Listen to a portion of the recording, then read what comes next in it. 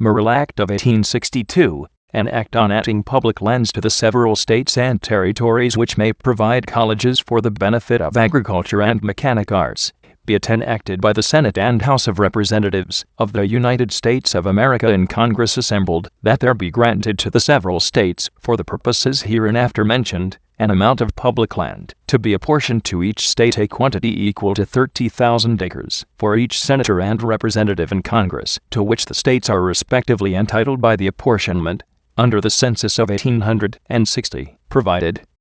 that no mineral lands shall be selected or purchased under the provisions of this act. Section 2.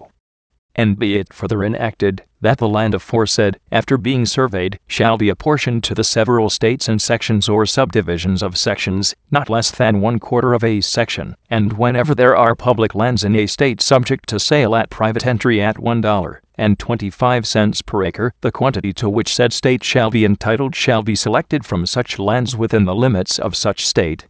And the Secretary of the Interior is hereby directed to issue to each of the states in which there is not the quantity of public lands subject to sale at private entry at $1.25 per acre, to which said state may be entitled under the provisions of this act, land scrip to the amount in acres for the deficiency of its distributive share, said scrip to be sold by said states, and the proceeds thereof applied to the uses and purposes prescribed in this act, and for no other use or purpose whatsoever, provided that in no case shall any state to which land scrip may thus be issued be allowed to locate the same within the limits of any other state or of any territory of the United States, but their assignees may thus locate said land scrip upon any of the unappropriated lands of the United States subject to sale at private entry at $1.25 or less per acre, and provided, further, that not more than 1,000,000 acres shall be located by such assignees in any one of the states, and provided, further, that no such location shall be made before 1 year from the passage of this act. Section 3. And be it further enacted, that all the expenses of management, superintendence, and taxes from date of selection of said lands, previous to their sales, and all expenses incurred in the management and disbursement of the monies which may be received therefrom, shall be paid by the states to which they may belong, out of the treasury of said states, so that the entire proceeds of the sale of said lands shall be applied without any diminution whatever to the purposes hereinafter mentioned. Section 4. And be it further enacted, that all monies derived from the sale of the lands aforesaid by the states to which the lands are apportioned, and from the sales of land scrip hereinbefore provided for, shall be invested in stocks of the United States, or of the states, or some other safe stocks, yielding not less than 5% upon the par value of said stocks, and that the monies so invested shall constitute a perpetual fund, the capital of which shall remain forever undiminished, except so far as may be provided in Section 5 of this Act, and the interest of which shall be inviolably appropriated by each state which may take and claim the benefit of this Act to the endowment, support, and maintenance of at least one college, where the leading object shall be, without excluding other scientific and classical studies, and including military tactics, to teach such branches of learning as are related to agriculture and the mechanic arts, in such manner as the legislatures of the states may respectively prescribe, in order to promote the liberal and practical education of the industrial classes in the several pursuits and professions in life. Section 5. And be it further enacted, that the grant of land and land scrip hereby authorized shall be made on the following conditions, to which, as well as to the provisions hereinbefore contained, the previous assent of the several states shall be signified by legislative acts. First, if any portion of the fund invested, as provided by the foregoing section, or any portion of the interest thereon, shall, by any action or contingency, be diminished or lost, it shall be replaced by the state to which it belongs, so that the capital of the fund shall remain forever undiminished, and the annual interest shall be regularly applied without diminution to the purposes mentioned in the 4th section of this Act, except that a sum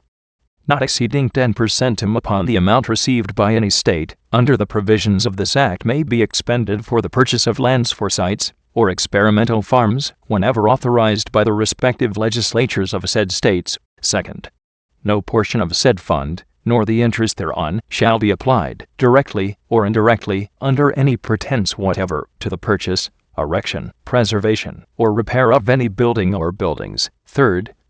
any state which may take and claim the benefit of the provisions of this Act shall provide, within 5 years, from the time of its acceptance, as provided in subdivision 7 of this section, at least not less than 1 college, as described in the 4th section of this Act, or the grant to such state shall cease, and said state shall be bound to pay the United States the amount received of any lands previously sold, and that the title to purchasers under the state shall be valid. Fourth, an annual report shall be made regarding the progress of each college, recording any improvements and experiments made, with their cost and results, and such other matters, including state industrial and economical statistics, as may be supposed useful, 1 copy of which shall be transmitted by mail free by each, to all the other colleges which may be endowed under the provisions of this Act, and also 1 copy to the Secretary of the Interior. Fifth, when lands shall be selected from those which have been raised to double the minimum price, in consequence of railroad grants, they shall be computed to the states at the maximum price, and the number of acres proportionally diminished. Sixth, no state while in a condition of rebellion or insurrection against the government of the United States shall be entitled to the benefit of this Act. Seventh, no state shall be entitled to the benefits of this Act unless it shall express its acceptance thereof by its legislature within 3 years from July 23, 1866, provided that when any territory shall become a state and be admitted into the Union, such new state shall be entitled to the benefits of the said Act of July 2, 1862, by expressing the acceptance therein required within 3 years from the date of its admission into the Union, and providing the college or colleges within 5 years after such acceptance, as prescribed in this Act. Section 6. And be it further enacted, that land scrip issued under the provisions of this Act shall not be subject to location until after the 1st day of January, 1863. Section 7. And be it further enacted, that the land officers shall receive the same fees for locating land scrip issued under the provisions of this Act as is now allowed for the location of military bounty land warrants under existing laws, provided their maximum compensation shall not be thereby increased. Section 8. And be it further enacted, that the governors of the several states to which scrip shall be issued under this Act shall be required to report annually to Congress all sales made of such scrip, until the whole shall be disposed of, the amount received for the same, and what appropriation has been made of the proceeds.